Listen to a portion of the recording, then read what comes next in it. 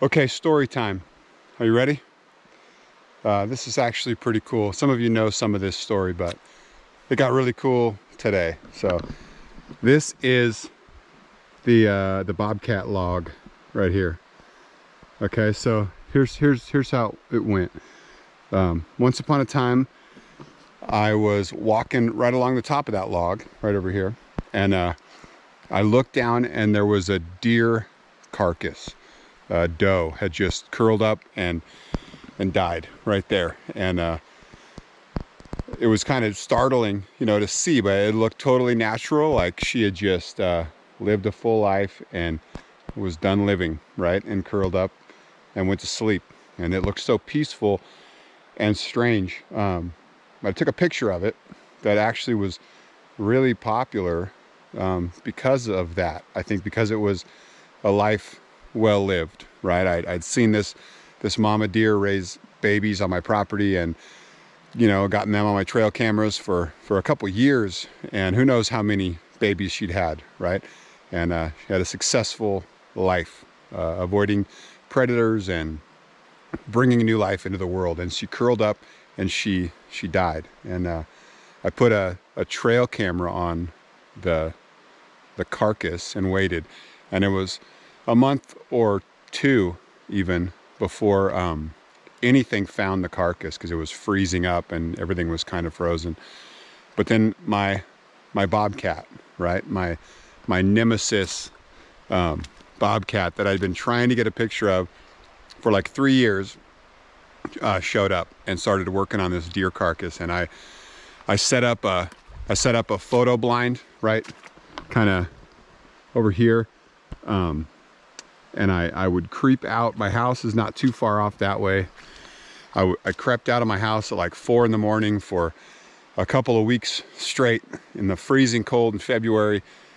Snuck into my photo blind and waited it out, hoping to get a picture of this bobcat, which didn't happen. It never showed up for me during the daytime, right? During that time in the photo blind, I started to develop plans in my head to finally get into building a camera trap, right, which would allow me to get that close-up image of wild critters without, you know, my presence with startling them or whatever.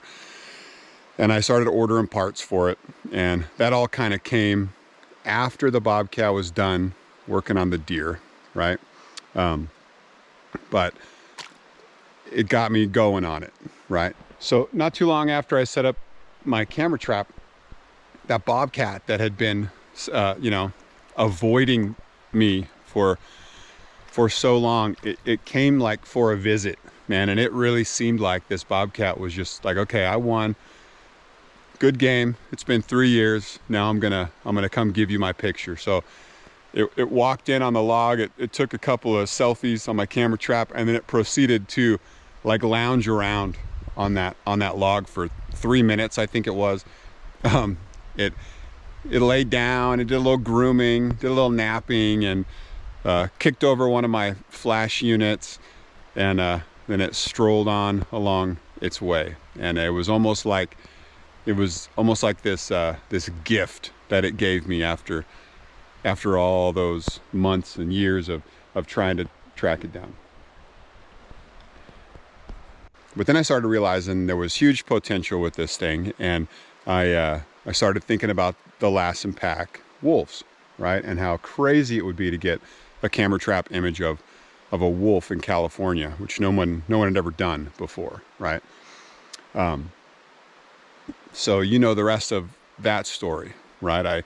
I proceeded to set up in wolf country for a while, and I got that photo of the Lassen Pack Wolf.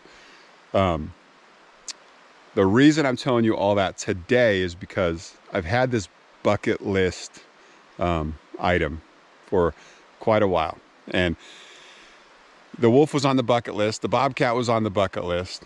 A photo bucket list item that I knew I wanted to do someday, but didn't know how or when it would ever happen, is to go to Brooks Falls in Alaska and get photos of the brown bears catching salmon as they come up the waterfall. And that's, you know, a lot of photographers want that shot. A lot of photographers want to go see that site, and I'm one of them. That's one thing. I'm, you know, usually not too into the crowds of people and the real popular things, but that is one thing on earth that I just have to go see one day. And all of this ties into that because that wolf picture was popular enough to let me sell some copies of it and share it here and there, and kind of let people discover my other stuff. And short version is, since that wolf picture like dropped, my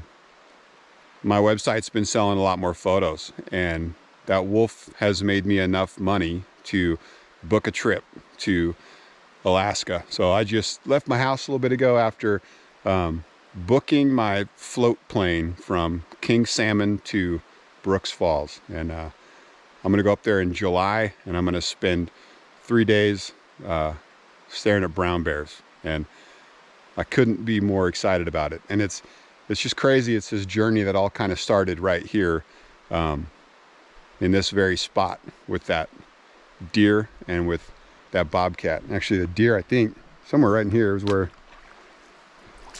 yeah, you know what? That's the deer's skull. There she is. That is all that's left. It's been here for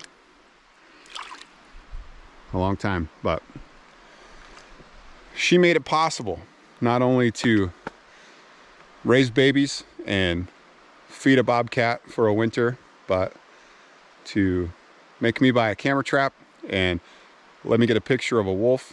And now I'm going to Alaska. So pretty crazy deal, but there you have it. So super excited. I just wanted to thank you guys that have purchased stuff and you know, made this happen for me, because it's I don't know how else it would have happened, but looking forward to July of 22 at this point. So very cool stuff.